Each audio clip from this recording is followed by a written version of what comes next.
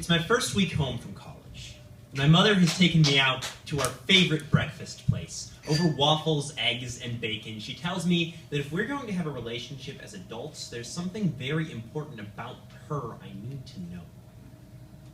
She begins with a story I've already heard. How my grandfather had no pressure gauge, no way to tell when he needed to let off steam, so it fell to my mother to figure out when he was about to explode. How she prayed for release from her time bomb of a family, and God granted her the wings of a Canada goose. It takes me a moment to realize she's not speaking metaphorically. After my mother dropped out of high school, she joined the migratory birds on their flight north. Having no magnetic compass of her own, she followed the crowd all the way to Ottawa, where she thought maybe she might be ready to try being human again. But the government denied her immigration status, so she joined a herd of moose on their way to Vancouver. My mother stops, takes a sip of her coffee, asks me if I have any questions. I ask her where the part with the protests comes in. She says that part didn't come until later, that she couldn't really be outraged over what was going on in Vietnam until she'd seen the two bull mooses lock antlers over her affection, and rather than become a spoil of war, my mother became an otter. Floated down the Columbia River. When she got to the sea, she became a humpback whale. She put some more syrup on her waffles, tells me that's where she learned how to sing.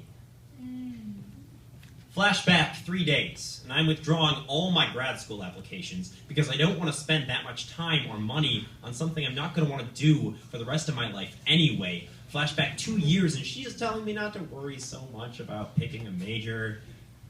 Doesn't really matter in the long run. Flashback 29 years, and she's a pigeon in Central Park. My father is sitting under an old oak tree reading Dietrich Bonhoeffer. You can read his life like a textbook, like a slice of California redwood with 32 evenly spaced rings, and my mother realizes she has never tried to be anything grounded before.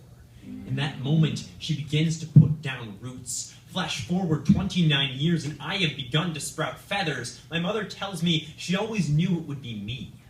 She says, your father was worried when you didn't have a magnetic compass, but when the winter comes, you can fly whichever way you want to. Don't be jealous that your brothers have trajectories. We have horizons. We have infinite possibilities. She hops up on the table, spreads her wings, and under them, I can see every life she has ever lived, and I wonder how I ever could have been happy with just one. Yes!